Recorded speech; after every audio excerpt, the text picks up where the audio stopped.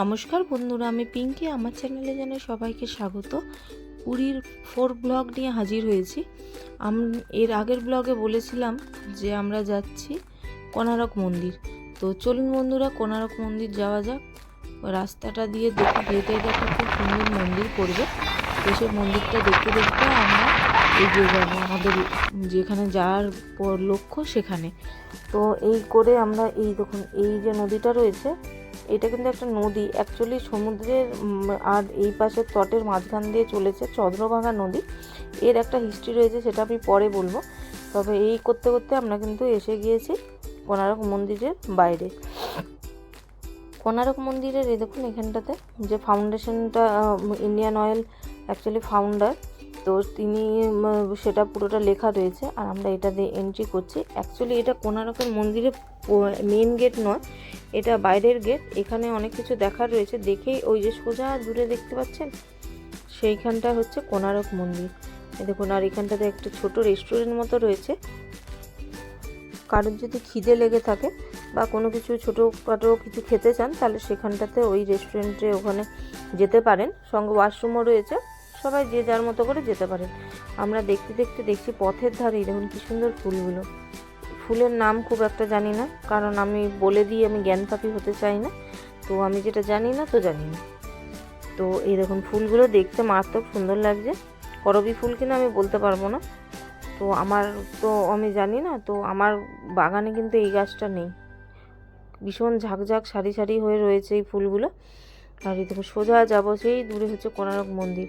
আশেপাশের ভিউগুলো এত সুন্দর হচ্ছে, দেখাচ্ছে, আপনারা না দেখলে সামনে থেকে বুঝতেই পারবেন না। মৌ হেঁটে চলেছে আর মিষ্টু গোপী সব আগের দিকে চলে গেছে, কারণ ওরা যেই একটু রাস্তাটা ফাঁকা পায় না, ওরা বলে না, যে কোনো বাচ্চার ক্ষেত্রে তারা কিন্তু একটু ফাঁকা জায়গা পেলে একটু খেলতে শুরু করে, ছুটতে শুরু করে।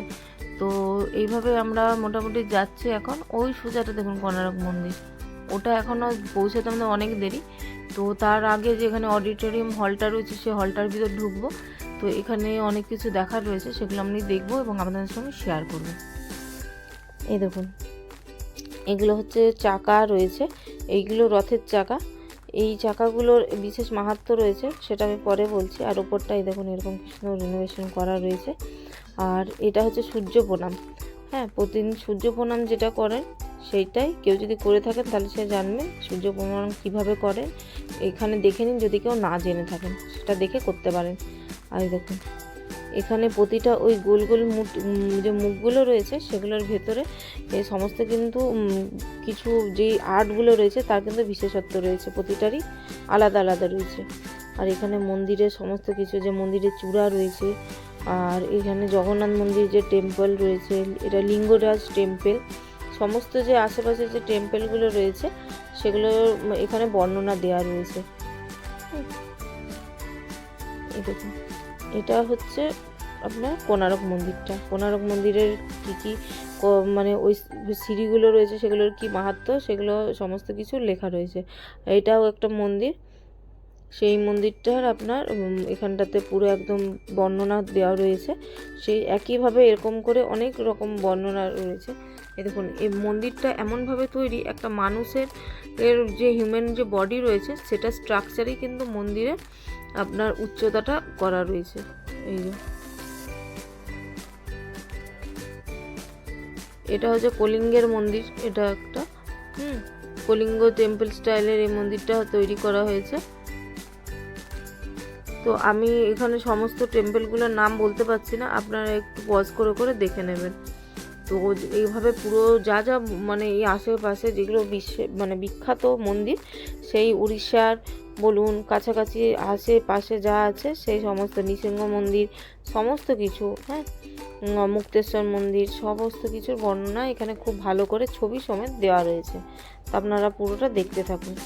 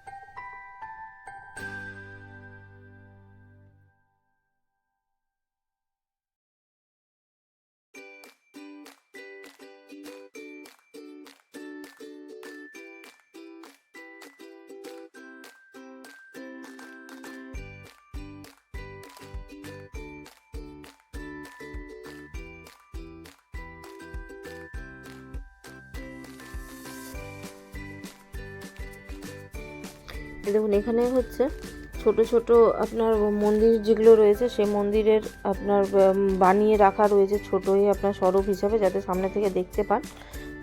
আর দেখুন সামনে সূর্য ঠাকুরের যে মানে এটা অ্যাকচুয়ালি কোণারক যে মন্দির সেটা হচ্ছে সূর্যের মন্দির। তো কিন্তু এখানে কি বলুন তো, এই মন্দির এইরকম কোণারক মন্দির সুন্দর, এই যে সূর্য মন্দিরটা রয়েছে এইটার মানে এখন যা অবস্থা সেইটাই আর কি দেখাচ্ছে কিভাবে রয়েছে, সেটারই একটা প্রতিচ্ছবি তুলে ধরার চেষ্টা করা হয়েছে। কোণারক মন্দিরের কিন্তু একটা কাহিনী রয়েছে। এই মন্দিরে এখন এই মুহূর্তে কোনো দেবতা নেই, সেজন্য ফোন হচ্ছে অ্যালাউ। তো যেহেতু এই সূর্য মন্দিরটা কিভাবে হয়েছিল, কিভাবে ছিল, তারপরে কিভাবে ধ্বংসের পথে এগিয়ে যাচ্ছে দিনে দিনে, সেগুলো সমস্তই আমি নেক্সট ব্লগে বলবো। কিন্তু এখন এইখানে যদি বলতে চাই, বর্ণনা করতে চাই, তাহলে অনেক বড় হয়ে যাবে ভিডিওটা। তো আমি পার্ট বাই পার্ট দেখাচ্ছি।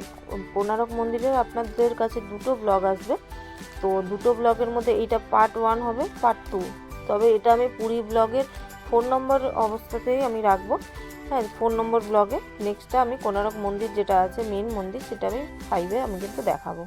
তো আপনারা পুরো ভিডিওটা দেখতে থাকুন। এইটা হচ্ছে সূর্যের হচ্ছে 3টে মূর্তি ছিল। তো সূর্য ঠাকুর যখন আমরা সূর্যোদয় যখন হয় তখন যেরকম অবস্থায় থাকে একটা রকম থাকে, মধ্যাহ্নতে একটা অবস্থায় থাকে, আর সূর্যাস্তের সময় একটা রকম থাকে। তো একজন এখানে রয়েছেন আমার সঙ্গে, তিনি বর্ণিত করে দেবেন, আপনারা পুরোটা শুনতে থাকুন। আর এই যে এখানে কটা চাকা রয়েছে কি রয়েছে সোমেনদা সেটা গুনে গুনে দেখছে। সোমেনদা এটা জানে ব্যাপারটা পুরোটা, সেই জন্য সে ঘুরে ঘুরে পুরোটা দেখছে। এখন 3টে যে বললাম আমি ঠাকুরের যে সূর্যোদয়ের আমাদের 3টে অবস্থান, সেইটারই কিন্তু এখানে বর্ণনা দেওয়া রয়েছে। একজন আমাদেরকে বলেছিলেন, ওখানে যিনি ছিলেন, আমি ওনার মুখ থেকেই শুনেছি যে কি এখানে আমি প্রথমে পার্থক্য দুটোর মধ্যে বুঝতে পারছিলাম না। তো আমি ওনাকে জিজ্ঞেস করতে উনি বললেন, দেখুন সূর্য যখন মানে প্রথমে ওঠে তখন, আর সূর্য যখন অস্ত যাবে তখন, এরকম করে 3টে ভাগে ভাগ করা আছে। মধ্যাহ্নটাও দেওয়া হবে। এই দেখুন মধ্যাহ্ন সূর্য, তখন মধ্যাহ্ন সূর্য যখন থাকে তখন সূর্যদেবের অবস্থান এরকম থাকে,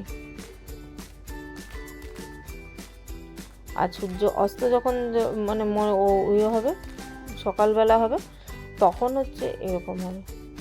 আর প্রথমেরটা আমি বোধহয় ভুল বললাম, প্রথমেরটা সূর্য অস্ত যখন যাবে, এটা সূর্যোদয়। এগুলোর ডিফারেন্সটা শুনুন।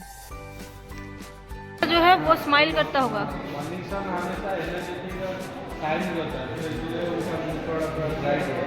अच्छा, ये लास्ट वाला जो है ओ अच्छा, मुकुट भी अलग है। अच्छा, और वो मिडिल वाला जो है उसका मुकुट वो क्या गुस्से वाला है ऐसा?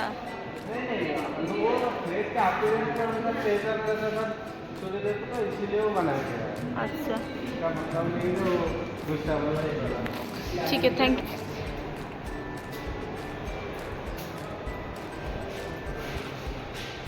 উনি আমাকে বেশ সুন্দরভাবে বর্ণন করে বুঝিয়ে দিয়েছেন। আর এই দেখুন সেই সময় মন্দিরের একটা মুকুট ছিল যেটা কেউ লাগাতে পারছিল না, 12,000 শ্রমিক। তো সেই শ্রমিকের ছেলে একজন আছে, সে হচ্ছে এসে লাগিয়েছিল, সেটারই একটা প্রতিচ্ছবি দেখালাম। আর এই যে এটা হচ্ছে কোণারক মন্দিরের পুরোটা নকশাটা এখানে বর্ণিত রয়েছে।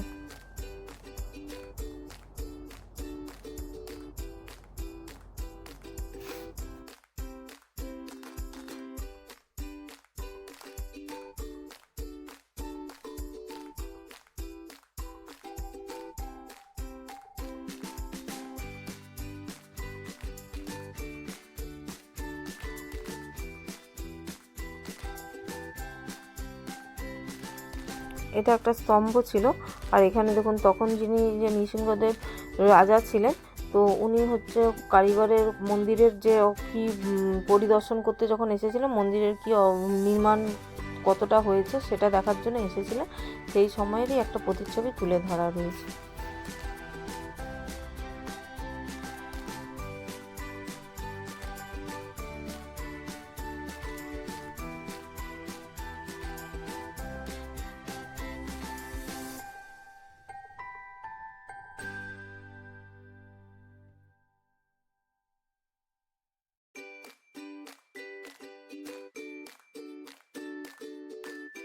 কোণারক মন্দিরের যে আপনার ভাঙা কিছু কিছু রয়েছে, যেগুলো ভেঙে গিয়েছে, সেগুলো এখানেই মোটামুটি মিউজিয়ামটার মতো একটা রয়েছে, সেখানেই রেখেছে।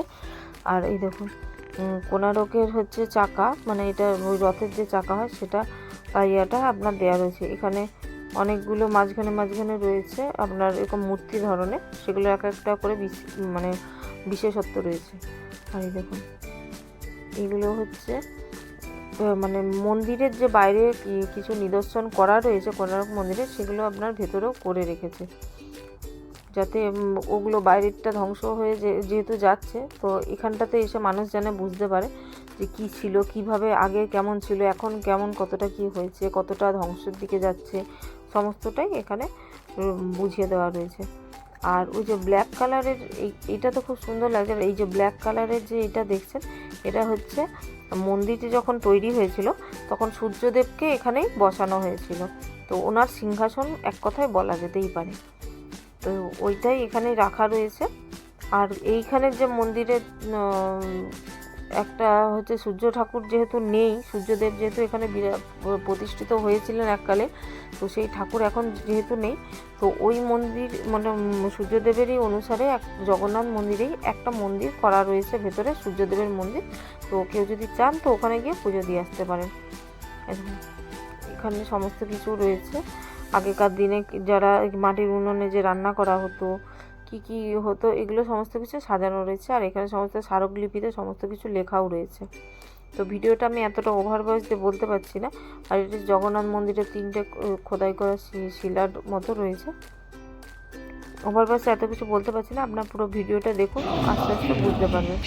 আর আমরা গেছি থিয়েটারে, কোণারক মন্দিরের ব্যাপারে সমস্ত কিছু জানবো।